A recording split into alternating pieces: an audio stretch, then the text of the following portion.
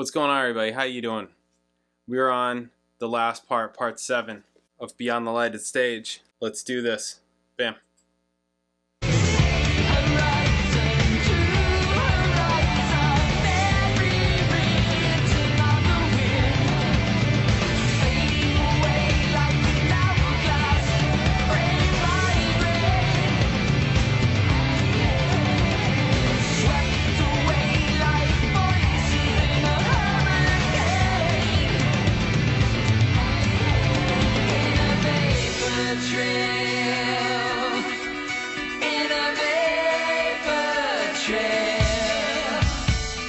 Coming back to the stage is way more difficult, because also that's the essential existence of a band, is on a stage. I've come back to that many times, and one of the things that keeps me from quitting touring all the time is that's what a band does. So coming back to the stage was the biggest recovery possible. Thank you. And good evening. Hartford, United States of America, nice to be back here. It's been quite long enough, I think. That was in Hartford, Connecticut on the Vapor Trails tour, and it was such a dramatic thing after all this that we'd gone through that here we were at our first gig back on the road, and we never even thought we would work again. I think it was one of the few times we've had a group hug before the show. It wasn't lost on us that getting to that point was almost impossible. So, we kind of looked at each other, gave each other a hug, and said, okay, let's go.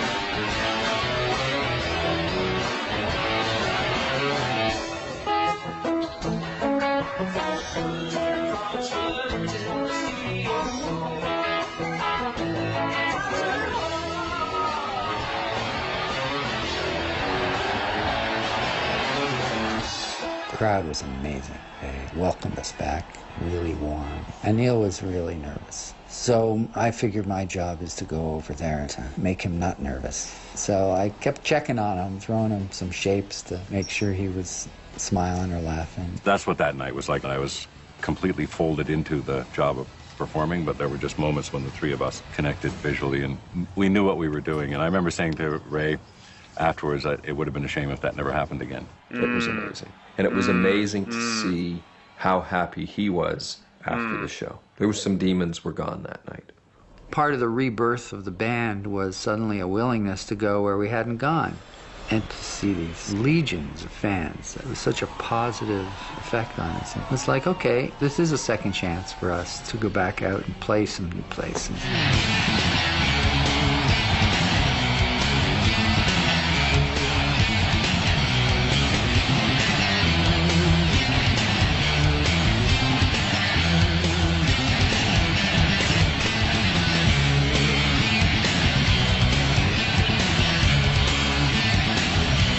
We had no idea going to Brazil of any popularity that we might have. And then the Sao Paulo show was 60,000 people. I mean, by far the largest audience we singularly have ever played to. There was a sense of wild, tumultuous, impossible masses of people, but so locked in a unifying way. Anybody else's cat do magical. this? We elevated.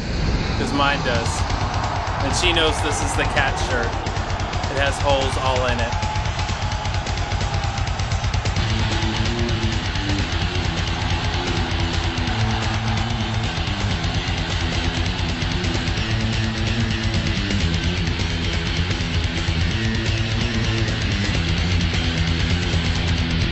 Having gone through that whole tour, being in this place where we had people going totally mental, playing One Little Victory, it was a huge victory that we'd survived the previous 5 years. Finishing on such a high note was quite a trip. The newness of touring was over, and I think we had successfully returned.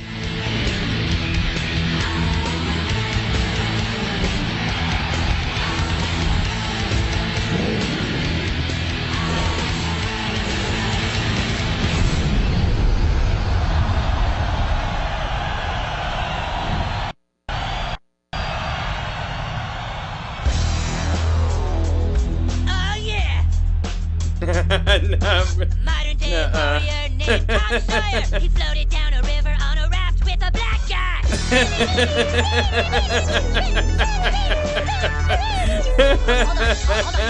on, stop. Oh, shit. Those aren't the right lyrics, fat ass. That is so funny. I am Geddy Lee, and I will sing whatever lyrics I want. There's Also a lot funny. of people who were 18 in 1978. Guys who were crazy Rush fans. They're in positions of relative power now. They're raising their hands and going, yeah, I want to be on this bandwagon now. I always was there. Now they have the ability to actually bring it to more people than ever before. My guests tonight have 24 gold and 14 platinum records.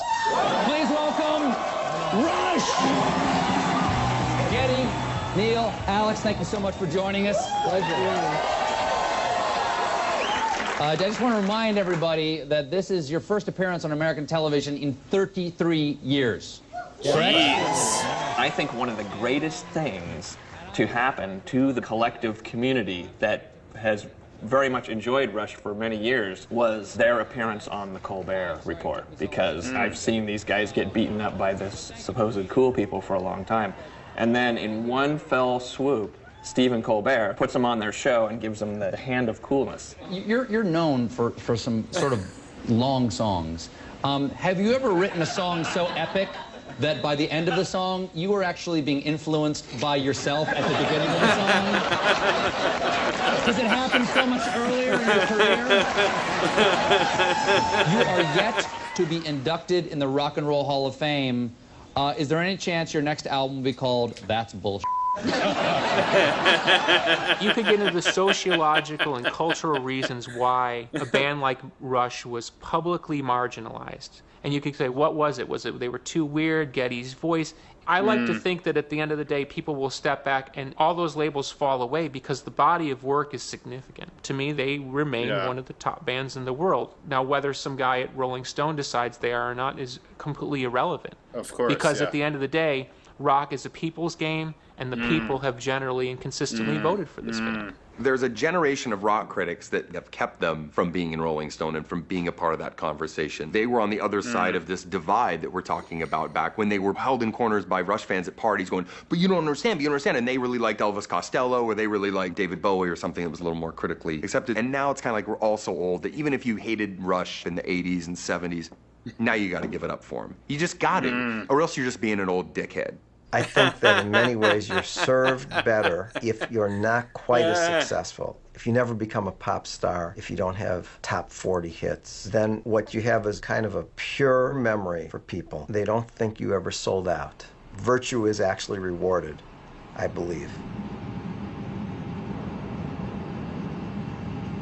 Okay, yeah. Private jets. That guy.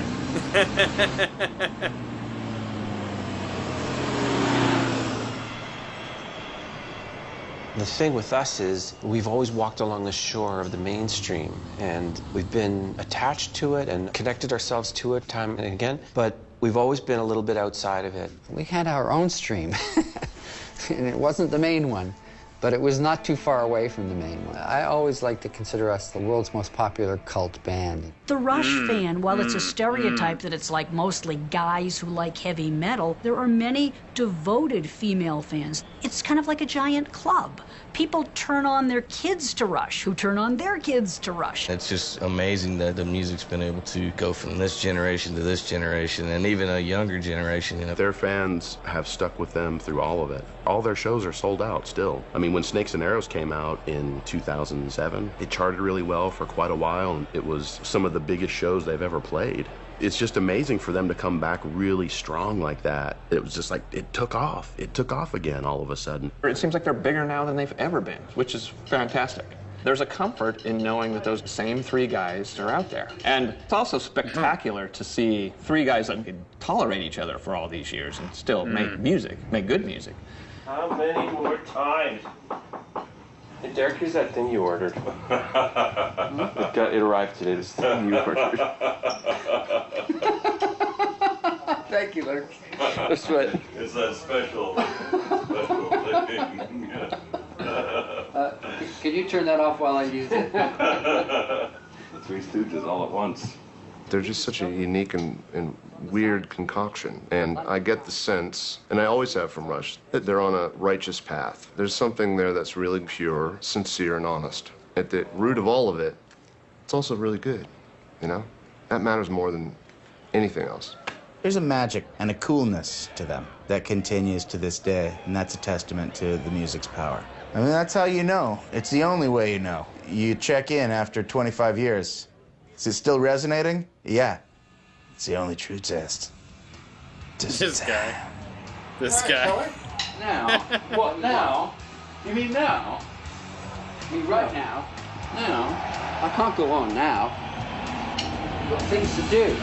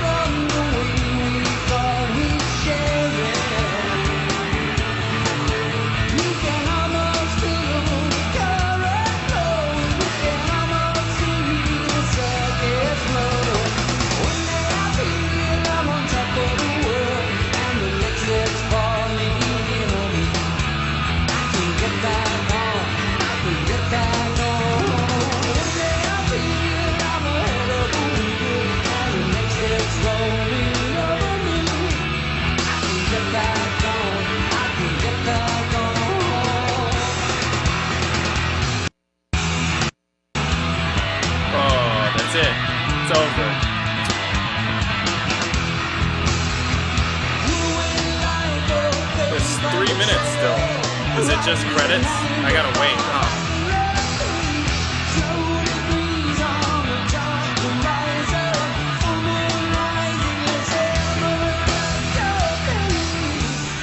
Maybe you could tell us where we're going tonight. We're going to meet with Neil. We're going to talk about stuff, I guess. Drink some local wine. Will there be any discussion of the next steps for the band? Well, we don't really want to hang around with the guy. So, yeah, we'll talk about that stuff. This is just a business meeting. Do we have business meetings? This is the first one. This will be your 24th record? What's the motivation to keep doing it? Chicks. Okay, I call this meeting to order. Very. I call this meeting to order. It's so great to drink wine. It tastes fantastic, and it makes you feel funny. Didn't I ever tell you that Lurch was a genius? You never had to tell me. He's a genius. He manifests it every single day. Why don't we write some songs? Right now. Let's start. I got a notepad here. He's a writer. You're going to write some lyrics? I can write things down. What I thought was that What if Lurch we were and doing I... something on the Frankenstein thing that we were just talking about? Like the life of Frankenstein. A concept album? Inspiration here. That's a bold. Hey, yeah. Perfect. You know something? You got a couple bolts?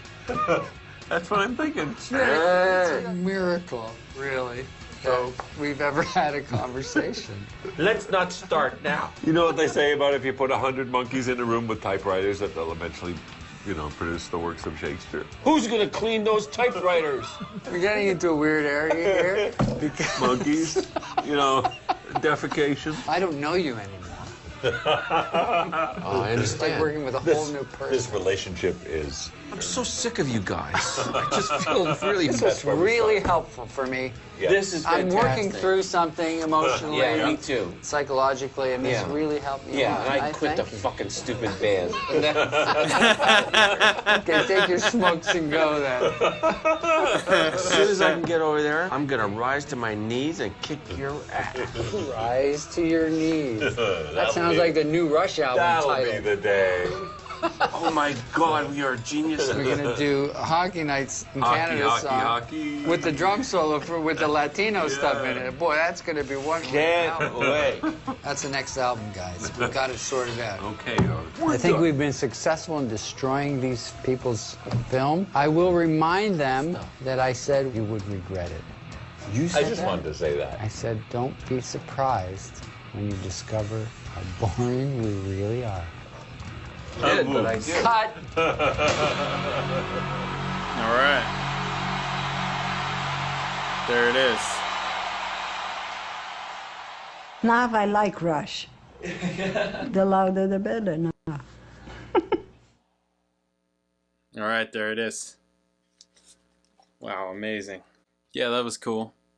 Like I said, all the other documentaries, you're like, I just wish that it went a little bit further over here, a little bit further over here. I wish that this conversation could have been extended. They could have cut this. I didn't really feel like there was anything that they could have cut out.